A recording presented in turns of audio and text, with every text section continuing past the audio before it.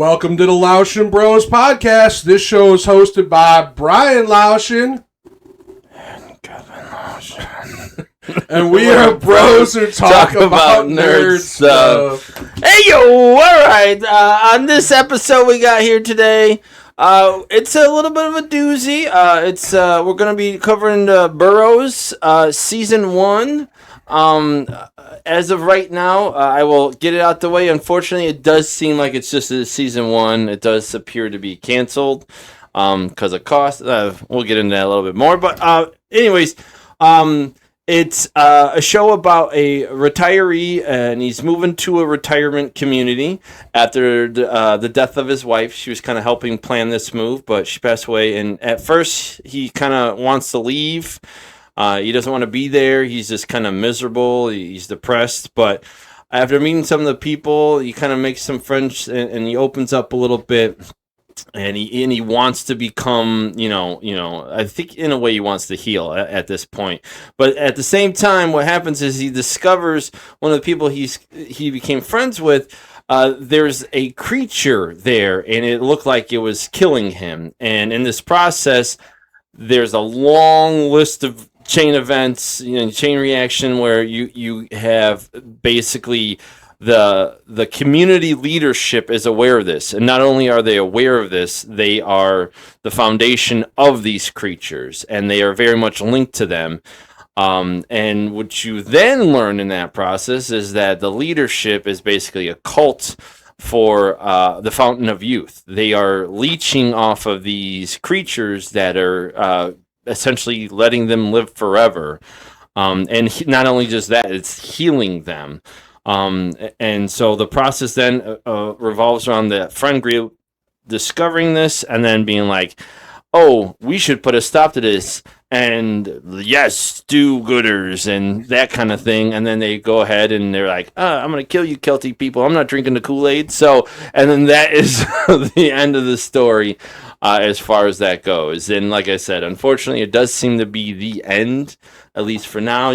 Hollywood changes its minds from here to there. But part of that is because of, I think, some of the changes that happened. I guess I'm here, so I'm going to talk about it. And so the Duffer Brothers, very notable directors, they ended up starting the project, but it sounds like they left the project. So I think at that point, Netflix is like, yeah, you know what, we're good. However, I think a bigger reason to it, and let's be honest, is money. They had a very star-studded cast we'll get into, and because of that costs a lot of money. The production costs a lot of money, and ultimately, Hollywood doesn't move if it doesn't move money, and that's kind of where it's at. So, there's a lot to unpack there, yeah, Kev. I mean, that's not even the story itself. That's just the kind of behind the end productions, and we can cover that a little bit more, unless you want to go into it more now. No, we don't have to go into it now, but, speaking of the story, I mean, it is criticized actually quite a bit because basically people are saying out there, Stranger Things, where you follow basically just a group of elderly people going on an adventure, which, I mean, isn't wrong for the most part. I disagree. I think what happens is when you're an artist, you make things that are similar to each other. In fact, in music, I would argue, I wish the artists would make the same music, but over time they change too much, and I dislike them over time, is because they've gone away from their original sound. I would argue that the feel of it, the vibe of it, is the same, and that's what I love about it. I would argue the story has an alien-like element, which is kind of there, but isn't. It's like interdimensional in Stranger Things. So I would argue that people just get the same vibe, and they're like, it's the same thing, but for the elderly. But the story and all that content is vastly different, and I would disagree with that at least at this stage, right? They didn't give us, there is actually a lot of question marks I would have for details that would have to be determined, but they left that open to be determined later, you know what I mean? No, and that's again what, everyone's an armchair critic, but personally, I like actually how the Boroughs kind of balances the characters' relationships with the details of a supernatural, like sci-fi mystery thriller, because that's what it ends up certainly becoming. So, and I think it really, in my opinion, started off with, spoiler alert, when Bill Pullman's character, Jack, he's actually dying, and kind of that's where it leads the main character, Sam, kind of down this whole rabbit hole of an adventure to try to piece together kind of what actually happens. I think that was kind of like really the pivotal turning point of where things really started to kind of pick up. Yeah, I think there was so many twists and turns, which you saw. And once again, if you want to compare a little bit to Stranger Things, there was a lot of that happening, you know. And I think in Stranger Things, I don't think they expected it to become what it was. That's why you had arguably a very not extremely talented cast, or at least known cast is what I should say. Maybe that's more appropriate, because I do think a lot of them are pretty good actors and actresses. But this is the opposite. You have names in this one. And because of that, though, I think you were able to grasp onto the character so much faster. So it was really led by the storyline that was kind of pulling me in, like the setup and all that. As far as it goes for me and how I interpret it, I think it's a good element. There is a alien sci-fi element. From all intents and purposes, you get the feel it's from outer space. That's not, to me, that's not always the same as, I guess the premise to me in Stranger Things was more about interdimensional, which, like I said, is arguable, but at the same time, this doesn't seem like it's an evil element, you know, and having the sense of, you know, the cup of life, you know, like in Indiana Jones, or you know, the Fountain of Youth. I think that's a very human element. You know, this doesn't have a extreme D&D game based element into this. This is just normal stuff. So I get the comparison in a sense, because you get the vibe out of that.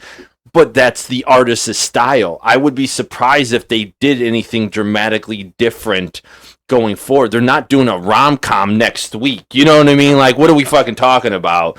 Their style is this kind of dark, gothic, questionable twist turns, murder, sci-fi, thriller element.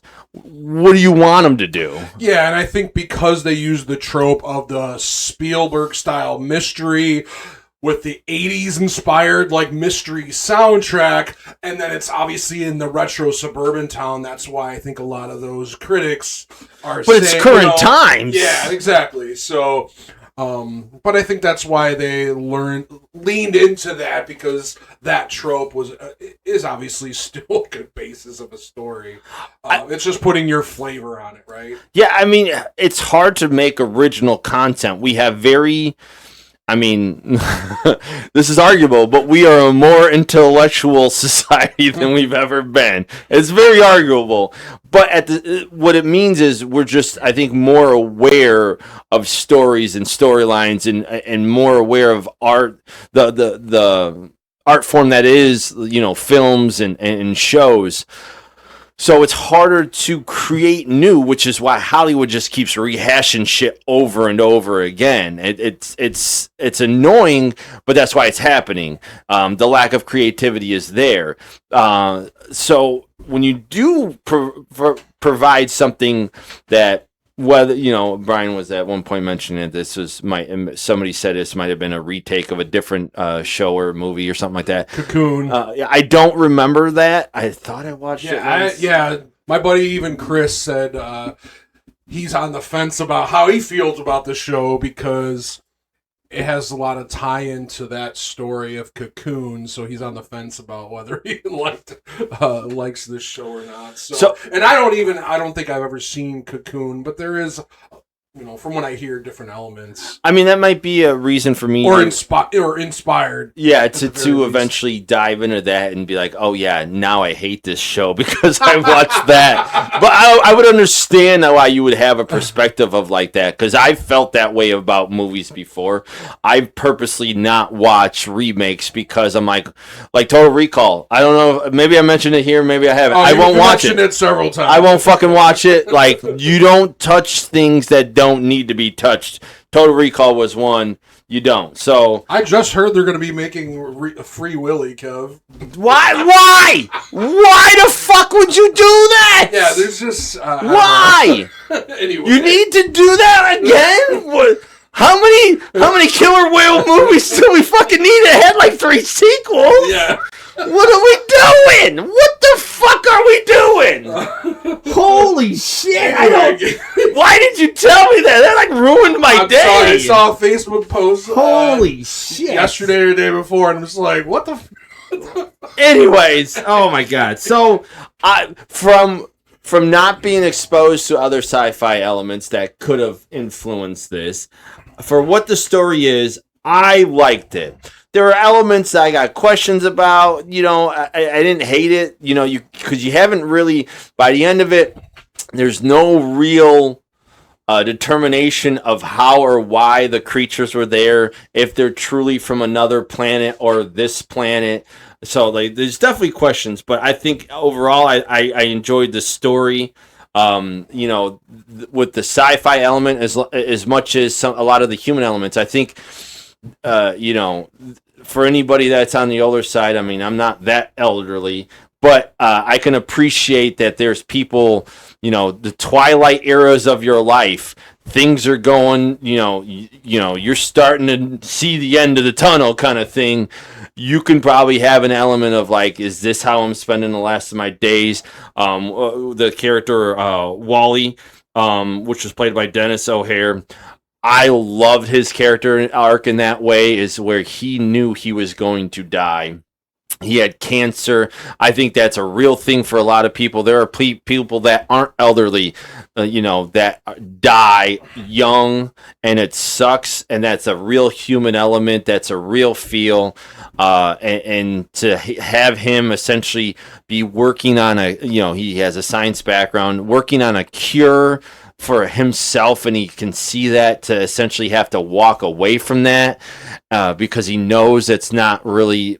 Ultimately, the best decision is not to try to leech off of these creatures to live forever. It's more about living a fulfilled life. You know, everyone says, "Oh, I would love to find the fountain of youth," but if you really live forever, I don't think, you know, that's sometimes if you get into like vampire movies, if you really live forever, I think there's an element of where you're going to get bored. Like, life is kind of going to become mundane. There's not a whole lot of exciting elements that you could really get into. So I think there's a lot of that happening in the story, and I think it maybe it's different for everybody, but I saw that, and it, like, seeing Wally's character go through that and just realizing he hated the decision because it essentially meant he was going to not live, but I think he understand that was probably for the best. Eventually. And you, to kind of segue a little bit, Kevin, you mentioned vampires, and I believe they are kind of, there is considered a small group of vampires, which kind of, you know, owned and operated the community, which was the characters, the Blaine Shaw and the Shaws, basically. And it's interesting because you have this whole story that's mysterious. You go on an adventure, and then you find out later on in the story that these aliens or creatures are feeding on people while they sleep, and they're coming through ovens, and they have an underground sewer system and stuff. And you kind of, I don't know, do you feel bad for them? Because they're essentially, so kind of the major plot line is this creature is her blood that imparts eternal youth and gives everlasting life, and basically the Shaws, who founded the Boroughs, are basically stealing her blood to be able to have this steady supply of fluid to have that eternal youth, which again, I guess that's where not seeing Cocoon, that's where some of the similarities come with the eternal youth, but So that to me was kind of an interesting plot line as far as during that. But as far as the mother character and the payoff of that wasn't something like it to me. It was kind of lackluster because you had this whole mystery, and some of the pacing for the most part was fine. I mean, it was obviously lower and higher at times, but yeah, I just thought it was kind of weird as far as with the whole mother payoff. I don't know how you felt about it, Kev. So if you're calling them vampires, I said vampires was more than that. I do not think these are vampires. So we can have an argument right now if you think these are vampires. Well, what would you say they are? Vampires drink blood. This was not blood that they were drinking. It was like an essence. So the creatures were drinking cerebral spinal fluid, which is different than blood. The Shaws were then drinking the blood, but they weren't vampires in the sense of it, because vampires are known to drink blood of humans to sustain life, whereas they're drinking blood of an alien creature, and it's for healing purposes, not necessarily for living in the sense of the same manner. So I would disagree if you were going to call them straight up vampires in that regard. Yeah, not straight up vampires. But yeah, vampire-esque I can appreciate, but anywho, sorry, I needed to get that off my chest, okay? The creature's mother, the children, the payoff in the end, this is a huge element that I think was missing.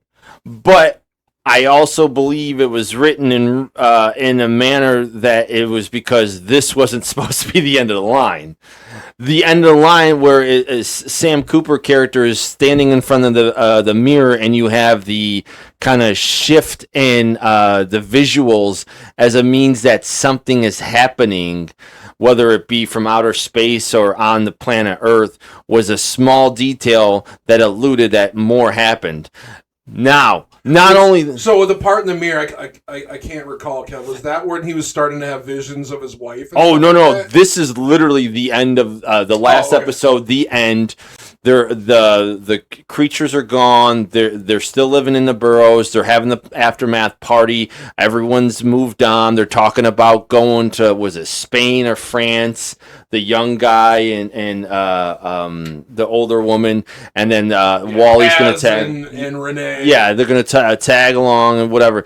He goes to freshen up, and he goes and he's washing his hands in the mirror or something like that, and he's looking down, and right when he looks down, the mirror does that like little twitch thing, and that's an element of something else was happening.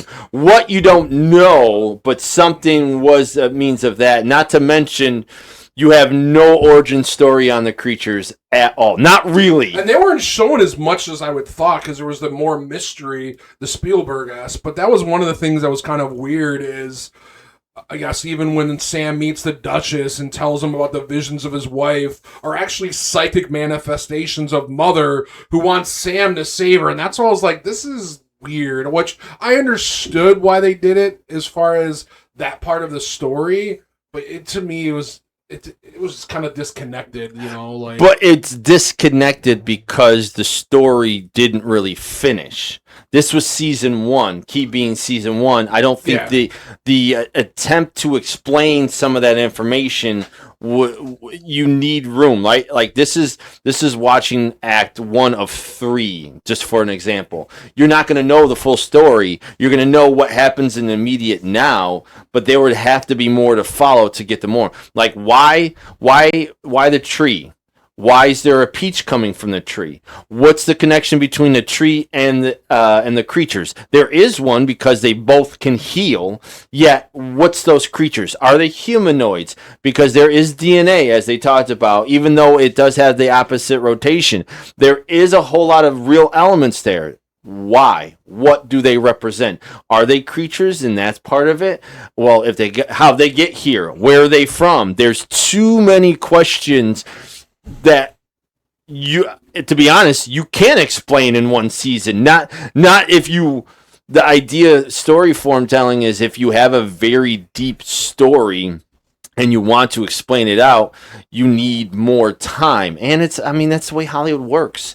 They just pull stuff, string it out, because that's usually what happens that really good, unless you got like a Law and Order or something where it's literally just the same characters and just these new stories have endings at the end of every episode. This isn't that. This is a stretched out. This was an intro basically, and you only got the first quarter. So I'm just throwing out a number.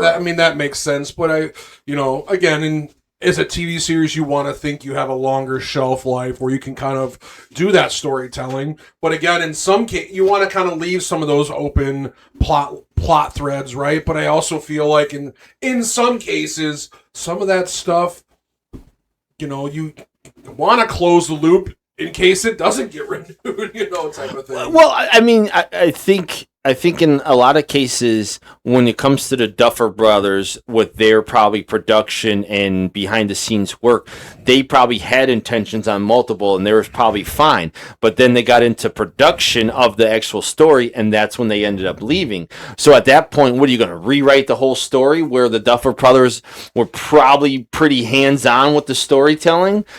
I think you're not. I think what I remember reading is the first episode had a very good release, and then it died down after that. But once again, that's when the story hit. Maybe people didn't like seeing the creature. Maybe they're like, oh, this is the same thing. Like you were saying, in reality, to me, it really wasn't. Maybe there was a lot more to it. I mean, I don't want to say it coincides with the death of my man Bill Pullman or anything, but because I love him, which was a shame he was gone right from the first episode. But his character had a very huge impact on the show, and what was to follow up.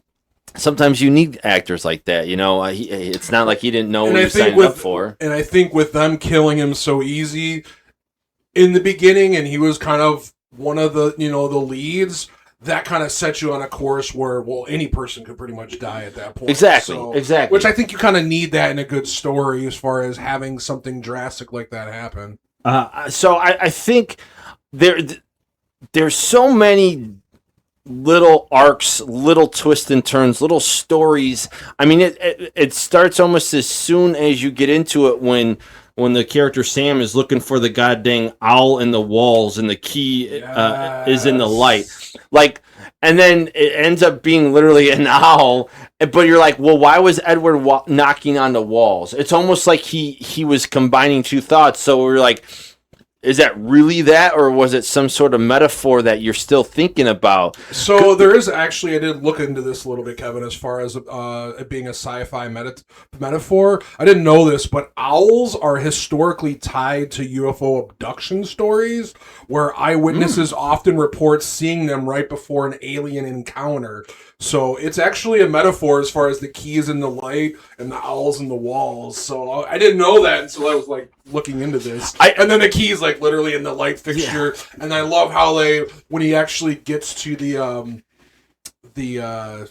lockbox or whatever, with the key in there, they actually had like the Indiana Jones arc in there, and I did see that too. He got the creature, which again, that's one of the things I enjoyed about this movie, when you had the elderly characters like they did, still having that like childlike wonder and kind of just going on that ride and adventure, just to be having that experience. I think was a cool little aspect of it. And that's what I mean. There's like so many themes, so many little stories. Like, you're never too old to do anything. Like that's a little meaningless thing. Like the amount of sex that the old people were having. They talked about having orgies. Like that was the thing. Like, oh, you were one of the ones that got banned. I know it's crazy, but even trying to have the character Renee with Kaz, like that's showing an element. I don't think that's a huge element all the time, but there's still like, in the grand scheme of things, just because you're older doesn't mean life stops. You know what I mean? Like, you keep going on. You still can be worthwhile, even at end stage, stage 4 cancer. Like, It also gives me a new appreciation of golf. Oh my God, no! You can hit something. No, I fucking hate it so much. However, I am so fucking British. You know I love my croquet. You know I do, and I don't know why. I love me some fucking croquet. Don't make sense. I don't got nothing for you. I did also like that part. Like you said, there's a lot of small little stories and scenes in here which I thought were interesting, like the bizarre phenomenon where you see like thousands of crows committing mass suicide, like driving themselves in the ground, and then even the two antagonists, Blaine and Annalise, where there's basically a love story, and he's trying to protect her because she's basically getting injured and she's scared and stuff like that. So there's a lot of like little things like that in the actual movie that I thought were really cool. Yeah, I mean, speaking of the Shaws, like you see them as these villains, but some of the best stories I think happen because people are able to create a narrative where even though they're villains, you almost can relate, or they have such a human side of why they became a villain. Some of the best ones are out there. In this case, Annalise was actually, I think she was dying of polio or something. I can't remember. There was a disease that would have been back in like the 40s or 30s as the time period goes on. And when they discovered this, Blaine was able to use this, and they healed Annalise. And I mean, once you discover something like that, when you witness going through something with someone and you love them so much and they're like dying and decrepit and you heal them, it's kind of one of those things where it's you can appreciate that human element. But then eventually, like anything, once it's abused, that's when it starts losing the turn, and the characters just see they deserve this fountain of youth forever. And it's like, I don't know how much you trial, like, okay, the polio's cured, but once you totally stop it, there's no cure forever. So then you have to stay on it. I don't know if there's a good survival at that point. I mean, yeah, so you have to. It's almost like they became addicts, and there is no other way to do it. But I think there's a lot of people that wouldn't blame them, and it wasn't. So to me, this, which you could say was another vampire element, although it wasn't that, is they seemed to stay the age that was ever they were helping themselves, they stayed at, right? And that's an element like the older husband, Art, when he discovers the peach, he didn't age down. Like, he didn't become 30. He just became a younger version of himself, where his hair was this normal color. Oh, he his threw the glasses down. Like, his hearing was better. Yeah, exactly. So it's not like it aged him down in that sense, but you were the healthiest version of the age you're at, kind of thing. So that I thought was a little interesting aspect. That was kind of like vampires. Like, if you've ever seen anything, for me particularly, Interview with a Vampire jumps out, where the younger girl is made, and now she's going to be a young girl forever, even though she could be like 50, or older. She's going to always look like she's 11, 12. And there's probably something on the mind that's going to do that to some people, where they're going to be bothered by that, and it is what it is. But I think the one part I didn't like with some of that was the discovered blood. Like, I know Wally's supposed to be a really smart person, and he was on the cover of Time magazine and stuff. I mean, I don't have my memory and my background even is deluded me at this point and watered down, to say the least. But I if he wasn't practicing, you don't know how long. I don't know how sharp his memory would stay in that area. And then to have these machines that kind of seem like they weren't up to par with some of the science technology. I'm like, I don't know how much he's really doing with some of this gear. But some of the science, from what I recall, my genetics is super rusty. What he was saying does make a lot of sense, and I'm sure they even consulted some people on how some of these things would work and make sense. And you get into DNA and all those elements with the double helix, and there's variations at certain time points and other species that have certain elements. That you can go down a wormhole, rabbit hole almost of some of this stuff. So. But it's from my perspective, there's the logic there that was like, okay, so is this a creature here or not? And that was an interesting element. Well, whether the logic of the philosophy of that or not, Kev, the cool part of that I enjoyed was when they actually were experimenting on the alien blood, and it causes like that giant light show of a universe of stars. That was so freaking cool. Yeah, I think that was one of the best moments. They did it right at the end of the episode too. So like, oh yeah, thanks a lot, you fucking cliffhanging assholes. So now I got to start this other show or this other episode. Anything else that I'm looking through some of my notes? As far as your notes, you wanted to cover? I thought like some of the investigative elements were really interesting and good. Like I said, there were sometimes small ones, like finding out that Hank was one of the guards that was actually a prison guard. The one thing I don't recall is, maybe I missed a detail, maybe it was omitted, is how did Hank run into Blaine? That they knew each other. The only thing I could think of is... They had that photo together. They had the photo, but how did they meet?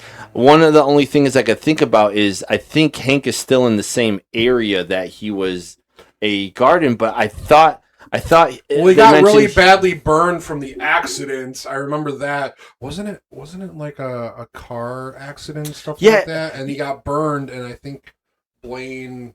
Oh, is that what it was? I think that's what it was. Well, because I remember seeing him later, and he had but that was from current things. I thought the reason why people thought he was dead is because he faked his death. He had the burns later because he was in that accident, and he never fully healed, and he would take time to heal longer, but that would heal up. But what happened when they thought he was dead? I don't think they faked his death. I think he was like... No. And, like, anyhow. Yeah, there's a little bit of arc that was a little uncertain to me, but maybe I missed the detail. No, because they said prison warden, right? What's her name? Yes. Gina Davis found that he was in a thing where prison warden dies, but I think he faked his death because he knew Blaine Shaw, and that's what happened. I just don't know how they connected. That was a little miss on me, but other than that, I think the children mother element was interesting. They did say Mother started looking more like a human because what happened is the children were bringing her so much of the cerebral spinal fluid from people that she started adapting that. But I don't know if it's because she lived so long, like were they supposed to live that long? And that's why, because she wants to die? Or was it because they were only doing humans, meaning do they attack other like animal species and take cerebral spinal from other species? So questions that maybe are little details, but something I had of. Other than that, I think I'm running out of stuff as far as main coverage points. Like I said, we would triple our time if we really got into each episode, little arcs, all this other stuff. But I think the whole story as itself, setting up the community for elderly. You're talking about people that are going to die in a X amount, relatively short time period. So that means even though you're the founder, which I knew from the get-go, I was like, oh, he's dirty. I knew right from the get-go. I was like, he's in on it. I knew right away. I didn't know how. I was like, he's in on it. But I was like, he's probably the same guy. I didn't know how. I was like, that person is the founder. I told my wife, I was like, he is that person, one and the same. So it was very interesting. I didn't know how they'd get there, but what did Heather think of it? She was she's like, oh, like she's like, okay, I see what you're saying. I don't. Oh, I meant the whole series. Oh, she seemed to like it. It was interesting. We were kind of on the same page. Like we weren't overly in love with it or anything, but it was like I think you like the story in general because there was like a lot of twists and turns. I think even introducing the fact that they got found out from the cultist leadership, that was like episode 5, and you still had 3 episodes left. You're like, how the fudge are they going to make this story finish out? But I think how they had Sam, and they're like, okay, well, you just go back to living and basically under house arrest for a while, and Hank's going to work on this stuff. I thought that was a good twist of the element and how they used the manor. Like I said, if you're in an elderly person's community retirement center area and everyone's saying they're seeing a creature, what's the thing that's going to happen? You're going to think they're crazy. That's just dementia. Something's wrong with you. It's a great, perfect setup. So, like I said, I think the story sets amazing precedent. It's an awesome cover. Exactly. So, I that's why I said I think overall story plot I was good with. Not having the exposure to anything I can recall being like this. Yeah. If you have, maybe you might be like, oh, fuck these copycats. I don't know. There was 2 really good quotes where Wally talked about, I want to fill it with nothing but cocktails and chaos, which I thought that was a really good quote. Yeah. And then also, I think maybe Wally said this again, maybe Sam. You got 2 choices. We can give up, or we can go all the way. We both know where the first one ends. Nobody knows where the second one leads. So I thought those were 2 really good quotes explaining, like, what decision are they going to make next. And I think that was before they were going to the where they had the bodies at to get in his mouth, which they found those puncture wounds from the aliens. Yeah, the funeral home. Yeah, I mean, there were some good quotes in here. I don't always feel inspired to pull out quotes from everything I watch, but there were definitely a couple memorable ones. Brian hit the nail on that one.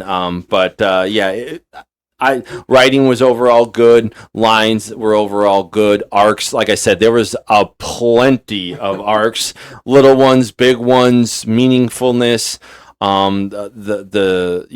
Getting in the field. So I'm. Do you want to rate this? Let's do this. I'm gonna go slightly thumbs up. I'm going 45 up. I'm happy. B, solid B. So. All right, so we'll move forward as we've already alluded to the cast. We've got some heavy hitters in this one for sure. I think the main star is where is this? Sam Cooper, which is Alfred Molina, Doc Ock. Yes, that's what I think. He got a lot of notoriety from a lot of people as Doc Ock from the Spider-Man movies, but he's been a good actor for a long time. Always enjoyable. This is probably one of the things where I remember him being the main star. Even though there's other studs, him being the main character. This is kind of like the first time I remember that being the case. Yeah, I mean, even other than obviously from what I remember as far as him being in Spider-Man, I don't recall him being in anything else. But even if this was his first lead, I think he fucking knocked it out of the park. Like, he did such a great job. You don't fight Spider-Man and then come to fight other aliens and can't do that shit, you know? Literally fighting other spider-like creatures. Yeah, he was fucking ready, you know what I mean? So, no, he did an amazing job. Yeah, and he was basically, like Kevin alluded to earlier, he was recently widowed. You know, he was basically a retired engineer who fixes Gina Davis's car in like 30 seconds. I really, you go on an adventure with him and he gets kind of everyone else involved to kind of help him once they kind of figure out what the hell's going on with these aliens. You got Gina Davis, you got Bill Pullman, you got Dennis O'Hare. He was probably my favorite character though. I loved his outtake and how he viewed the world. Alfre Woodard. I don't know how to say her name, but I've seen her in a bunch of stuff. Great actress. Clark Peters. That I don't remember him from anything, but he did a great job. There was Alice Kremelsberg, which is Annalise Shaw, and Seth Numrich, which was Blaine Shaw. And I have to tell you, they were great castings because I don't know what to tell you. I don't like them. I don't really know them. I feel like I've seen Alice Kremelsberg before. But like, if you look at just some, like, I'm like, why do I want to punch you? And I say that with the most respect because they did a great job. Like sometimes when you do a great job as an evil person, you get typecasted. Like I could see her being a villain in multiple movies and adaptations or whatever shows going forward.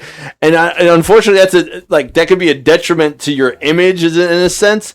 But you did such a good job. I'm like, I hate you. You know what I mean? Like that's hard to do when you make somebody really like not like you and you're just playing a character. Yeah, and there's tons of actors and actresses like that out there. So, being a relatable villain that you want to hate because they played it so well. Yeah, I mean, so yeah, there's some more characters in here. There's a lot more. Like Malcolm in the Middle's mom was the wife, and I didn't go deep into that more than that because, like I said, there were a lot of characters. There were a lot of names, and like even the woman that was murdered in the opening scene, who was married to Edward, whose house that Sam eventually moves in, and I've seen her in a ton of movies. Like Edward was in a ton of movies. Like they like if they took a lot of the Hollywood big names and professionals like 20, 30 years ago, that are now older, they just took a whole bunch of them and put them in this movie. That's basically what they did. Like, these were like 90 movie stars, you know what I mean? Like, you've seen them all over the place. So, you could dive into characters. I will be honest, I don't have a complaint about any casting. Yeah, I think the casting was very, very well balanced, where they had star power, but even the supporting actors and actresses, I wasn't familiar with a lot of their work, but I thought they all did a good job. Like, casting was solid. I think one of the more main characters that I don't remember seeing anything in was the guy who played Kaz, which was the young romantic lover of Davis's Davis's character. Security guard. Paz, and of Hank. I don't remember seeing Hank in anything, and he's not even that young. He looks like he's probably at least in his 40s. But outside of that, like even Sam Cooper's daughter, I've seen her in a movie or two before. Like this was a lot of cast members that have done some work before. So I think that's why it was easy to get into the characters and the writing, because these are like professionals, like they've done it before. Like so I don't know. That's how I feel, and I don't really have much more to say on the cast or characters unless you do. No, I just looked up real quick as far as Paz. He's not really in much as far as Jurassic World. Yeah, he was in Jurassic World. I don't remember. Yeah, I was gonna say for Hank, he was playing Bobby Mallison in Shameless. I don't remember him in Shameless. No, Bob in Monsters vs. Alien. So yeah, I'm that's not a bad detriment or anything like that. It's just I didn't recognize them, but so you want to do the cast? Yeah, I'm going thumbs up. Yeah, I'm very positive thumbs up. It was really good. And as I've kind of alluded to already, it's probably why it cost a fortune to do this one. On top of maybe we'll eventually get in some visuals. But yeah, it had some names, and they don't need to come out anymore at this point. So if they do, it's probably got to be at least financially a little more worth it than just nothing. But I know there are some people that are just like still a fan of doing the art form, so they might take less than they used to or something like that, just because they just love the art. And you got to balance that, though. You got to make it worthwhile. Like you don't want to be nickel and dimed because you love doing the art at that point. So yeah, it is what it is. But to your point, Kevin, with the casting, comparing it to Stranger Things for a second, Stranger Things had its own unique story, right? This had its own unique story as well. I do think having, again, some well-known actors and actresses did help, obviously, raise you wanting to be intrigued in their story, which is different from Stranger Things, because you didn't know really any. That's not true. Like Winona Ryder was in that, and yeah, but she was one of the only ones. Yeah, exactly. So they did have some supporting as far as that, but I think it really wanted you to kind of see. It kind of felt it was like a different side of them, as far as like Gina Davis, and Bill Pullman's been with Aliens, and Bill Pullman's a stud. Yeah. However, okay, so going back to Stranger Things, yeah, we're talking about the casting. Winona Ryder, yeah, she's a known name. However, I feel, from what I recall, she had kind of, I don't want to say got blackballed, but she'd bottom out as intrigue in Hollywood. She'd got in trouble in the law, I know, and some other things going on. So it's not like people were eager to get her to fill any roles at this point, to be honest with you. So the fact that she was there was more or less, maybe she was struggling to get work potentially. And it's not like these kids were names at this point. Yeah. So in reality, I don't want to say it was a throwaway cast, but it's a cast that wasn't drawing you in. You got drawn in because of the story. Sometimes there's, I don't want to say kids are terrible actors, but sometimes the jump for kids to be even solid good actors is not that much of a jump because like everything is new to them. And I guess that's my point where Stranger Things, you were drawn in by the story, not who was playing them. Yeah. Versus this, it was kind of the reverse, where you kind of knew some of the, those actors and actresses, and they kind of pulled you in, and then kind of the story kind of hooked afterwards. Yeah, that's kind of what I was meaning earlier. I think I was trying to make a similar point earlier, in that manner. But yeah, the cast definitely would get you started. So, all right, we'll move on. All right, sound. Woo! Man, those gunshots. Whoo! It's like pow, pow! And then the pew, pew, pew, pew, pew, pew, and all that kapoosh explosion. The speed. Oh, I can hear it coming. It's like, oh my God, it's so amazing. And I'm like, yeah, that's what it sounded like to me. Was it? Are we in the same series, Kevin? Yes. Name something I didn't just sound effect real hardcore right there.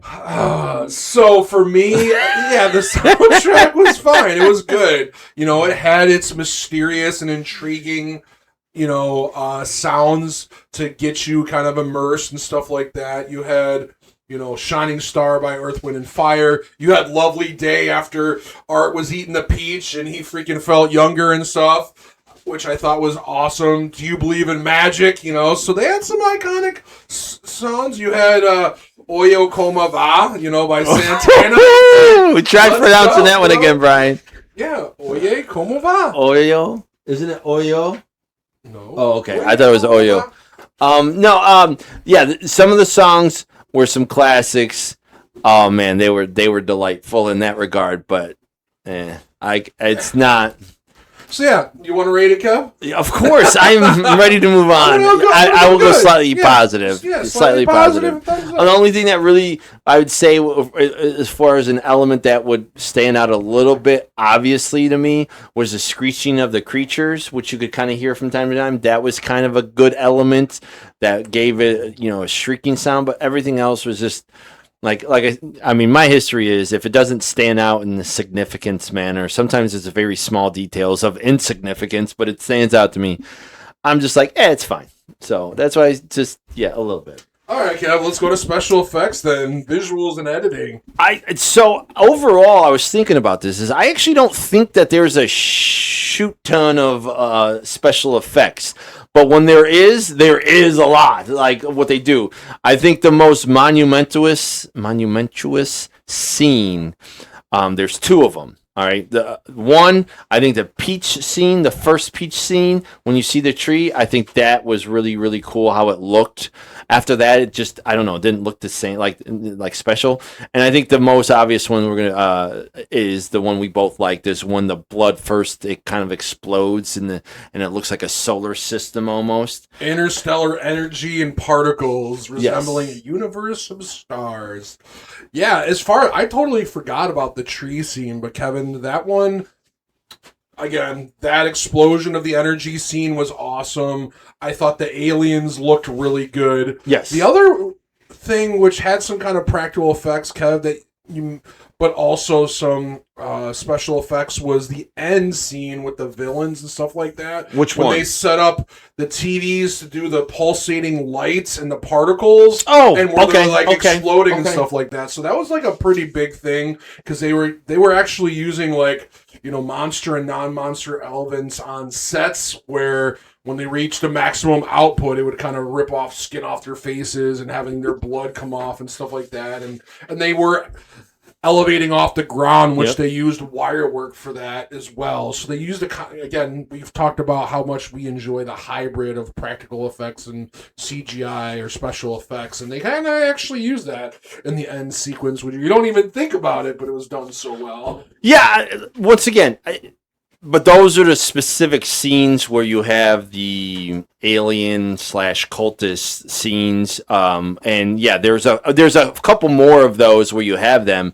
but for the most part, when they're there, they're heavy. I think the creatures looked pretty solid. Maybe not the best because at times it looked almost like glossy, like you could almost tell it was CGI at times. They did the most special with them, but understandable because there's nothing that you really, unless you're going to use, like even an animatronic wouldn't move like that. If you're you'd have to use CGI to a degree. So, but it didn't look like totally bad or anything. It looked solid when they had their skins. Even the first one, when Sam uses it on the realtor lady, and she's like, "I'm not feeling good. I gotta go home." Like you could see an element of like how that did on them. There were a couple big scenes. The end explosion with Mother and the children, like all that stuff was very CGI heavy, but outside of that, there weren't a ton of heavy duty scenes with it. So with the glossy aspect of it, Kevin, was it really that, or was it the creatures being reflected off of a lot of the light? Because there was from the TVs and stuff like that, even like the mother when she had the light and she was like glowing a little bit. So was it really like the lighting aspect, or was it really the glossy aspect that really stood out to you? So I think the one scene I'm thinking most specifically is when that one creature is in the cave and is laying on the ground because it's already been shot and hurt, and then Judi Daniels, the character, puts the creature down. Like in that scene, it looked a little unrealistic glossy. Like, have you ever seen a reptile like glimmer in light, or a fish even?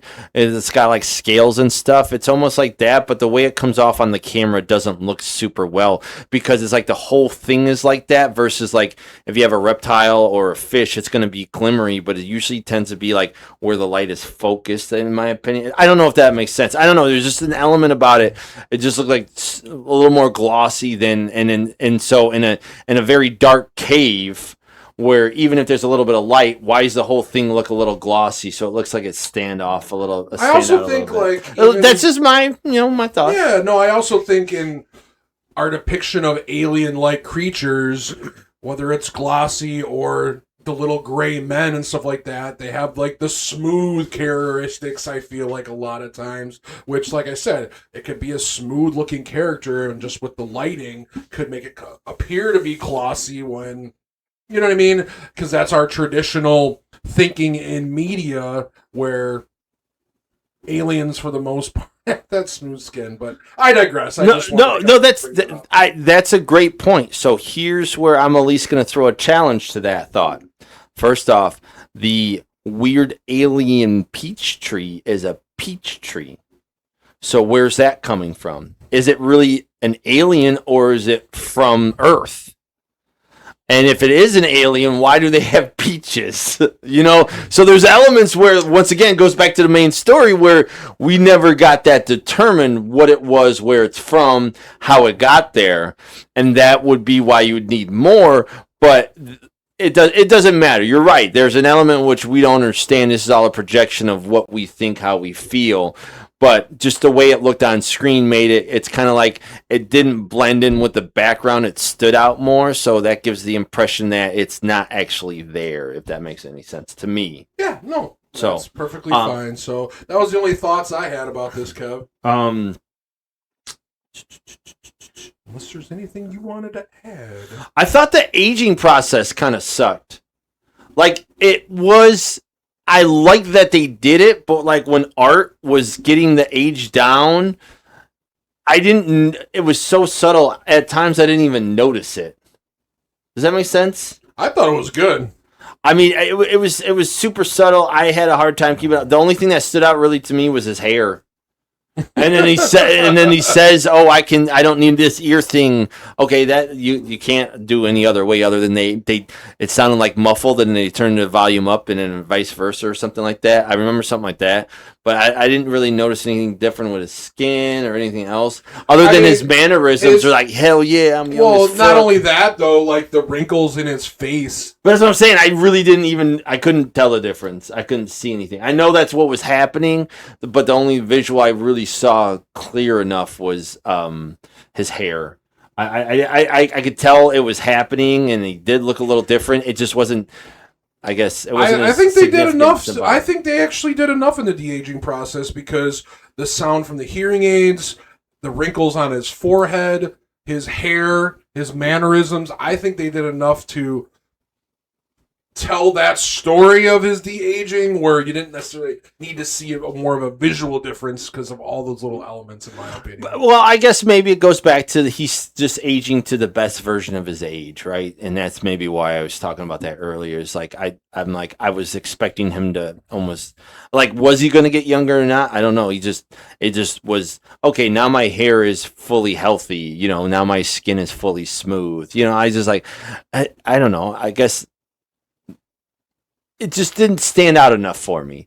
I'm not saying it was bad. I wish it would have been better.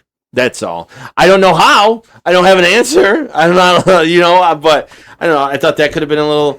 I thought, and then just the overall blue life energy look was really cool. And that's where it gives that kind of sci-fi space element. But once again, is it from space? I don't know. Oh, that's. Anyways, all right. So we can go ahead and rate this one if you want to. I'm going thumbs up. I will go slightly up. That's where I'm at. Just because it was like, yeah. Anyways, so we'll move on. Our rewatchability and attachments, emotional connections, and whatnot. So let's talk about what you've already kind of mentioned a couple times. Yeah, I'm all over the place. As far as Netflix canceled the season after, canceled the series after one season. Hollywood Reporter said Netflix canceled it primarily because of its steep production budget, reportedly exceeding $10 million per episode due to heavy visual effects, which didn't seem like there was. It was heavy and a star-studded cast, which I think that's where most of it comes. And it failed to generate the long-term massive viewership needed to justify the cost. I think see somewhere they were trying to maybe go to Paramount, but I don't know if that'll pan out. But yeah, I wanted to kind of mention that first. Yeah, it's. I'm sorry if I spoiler alert on our own thing. It's disappointing because I think the story's got legs. I do. I think that the cast, if you want to eliminate some of it, kill some of them off. No, but I don't know.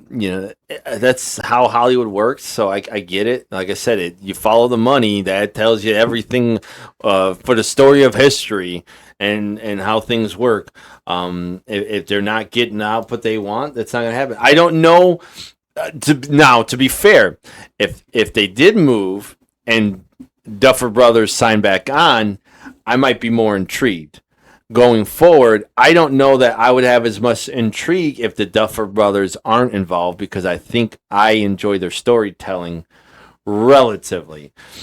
Then I started losing interest towards the end of Stranger Things. The last couple seasons I didn't enjoy as much. I don't know that would happen here. But at least this initial story I thought was very intriguing and the premise is there. So I don't know how I would feel about anything going forward. But this in itself, I think this was a solid... if you're an older person, like I said, if you can't relate to this in some way, shape, or form, like, damn. Because I feel like this does have a lot of real-life human development, lifelong experiences tied to it. Like, there's a plethora. It's just there. As far as that, I could see that. But, history, time tells kind of thing, Yeah, and I this time around I didn't grab a lot of reviews, and there weren't a ton out there as far as from nationally accredited sites and stuff like that. But I did get one from Rotten Tomatoes. What do you think it's rated on Rotten Tomatoes, Kev?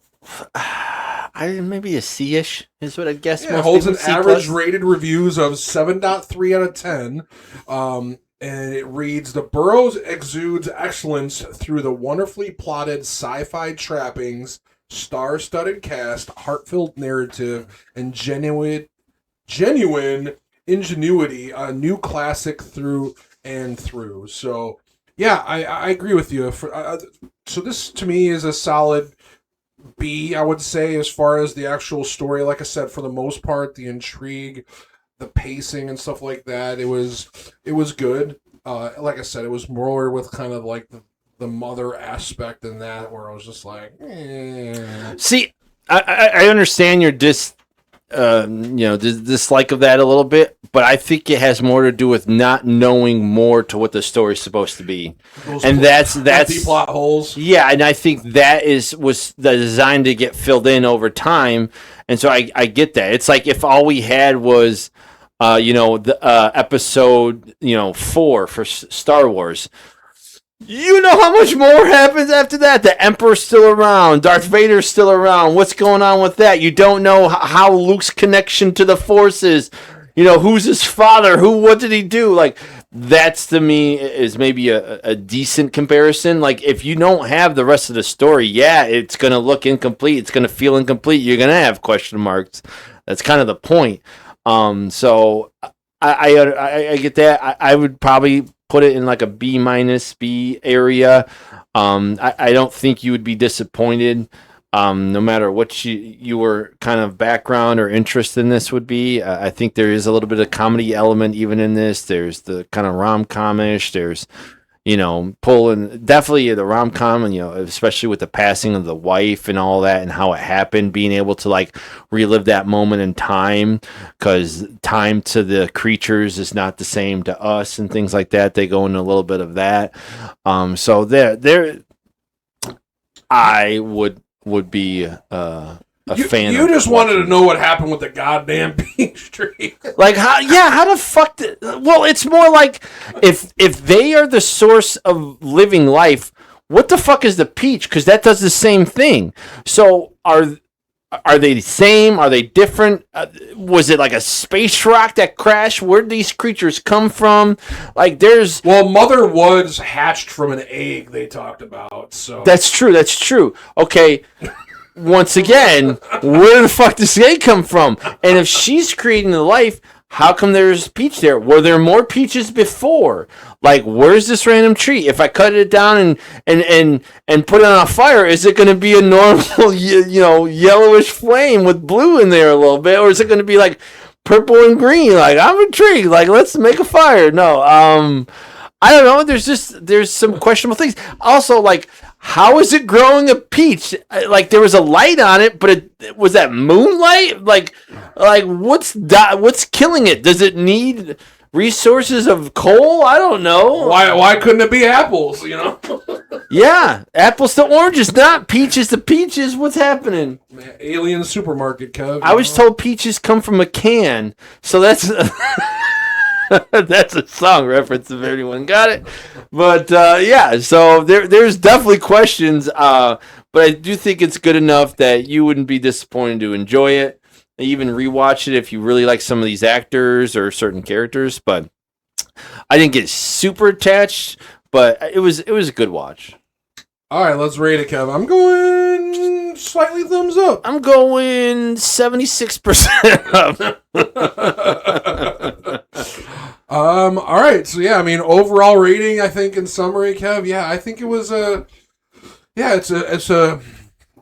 it's a sad story that they won't be able to continue it beyond the first season as of now. So, I mean, there's different TV series out there. You kind of wish they're not canceled because you kind of want to see where the story develops, right? And this was probably one of them, Not that we've covered a lot, but I watch a lot of stuff that is not necessarily nerdy. I get into really thrillers. I'll watch serial killer stuff. I watch not a ton of romantic stuff, but yeah, more action. Action is not always sci-fi, but there's a serial killer show, and it does escape me, but it was canceled after 3 seasons, and after like 3 or 4 years, because it was on Netflix, it gained a bigger following, and they're coming back with it, I do believe. So that might be a show I might push Brian to kind of cover again, because it's like, kind of a realism cover of how the FBI got started and whatnot. And I wish I would remember it, but it's a really good show.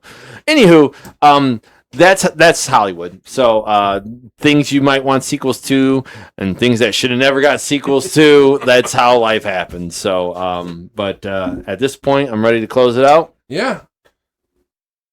All right. Close it out. Let's close it out so you can get the podcast on Tuesdays for Apple Podcasts and Spotify. And then Thursdays you can get from YouTube with the visuals if you want. So please follow us. Give us some words of encouragement or discouragement. Tell us if we suck. I'm okay with that too, that's fine. But yeah, whatever. If you're listening, we do appreciate it nonetheless. Yeah, thanks for tuning in this episode. Hope you guys have a good one. Thanks. Peace out. Bye.